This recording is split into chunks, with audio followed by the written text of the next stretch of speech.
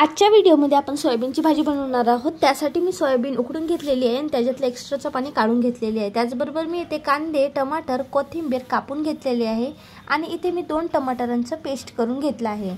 त्याबरोबरच मी इथे जिरा मोहरी घेतलेली आहे आणि आता आपल्याला इथे घ्यायचं आहे मिरची पावडर। मिरची पावडर घेतल्यानंतर आपल्याला मीठ घ्यायचं आहे। मीठ घेतल्यानंतर आता आपण त्याच्यामध्ये थोडीशी हळदी पावडर टाकू आणि बिलकुल थोडासा अथर्व मसाला टाकूया। त्यानंतर आम्ही अद्रक लसूणचं पेस्ट घेतलेलं आहे। आता तेल गरम झालेलं आहे आणि त्याच्यामध्ये आपल्याला जिरा मोहरी टाकायचं आहे।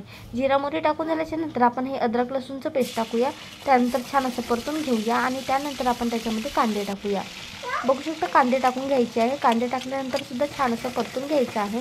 परतून झाल्याच्या नंतर आता आपण त्याच्यामध्ये टाकूया टमाटर। टमाटर टाकल्यानंतर सुद्धा छान असं परतून घ्या, परतत राहा आणि टमाटर शिजू द्या। टमाटर शिजलेले आहेत। आता त्याच्यामध्ये आपण हे मसाले टाकूया जे आपण मिरची पावडर वगैरे घेतलेले होते।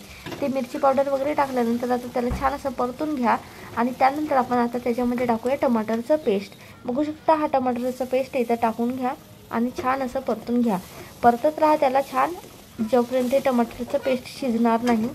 आता बघू शकता टमाटरचा पेस्ट शिजलेला आहे। त्यावरून आपण कोथिंबीर टाकली आणि आता त्याच्यावरून आपण हे सोयाबीन टाकलेले आहेत। सोयाबीन टाकल्यानंतर छान असं परतून घ्या त्याला आणि त्याला झाकून ठेवा थोड्या वेळासाठी।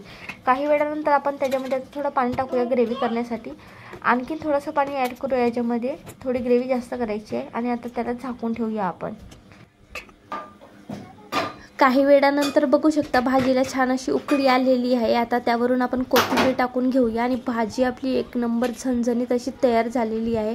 बघू शकता आता आपण ही एका प्लेटमध्ये काढून घेऊया। ही भाजी खायला खूप चविष्ट असते, खूप टेस्टी लागते। एकदा तरी नक्की ट्राय करा। आणि हे बघा तुमच्या घरी भाजीचं काही नसलं तर हे तुम्ही झटपट 5 मिनिटात ही भाजी बनवू शकता। जर हा व्हिडिओ तुम्हाला आवडला असेल तर व्हिडिओला लाईक, शेअर, कमेंट आणि चॅनलला सबस्क्राईब करा। थँक्यू।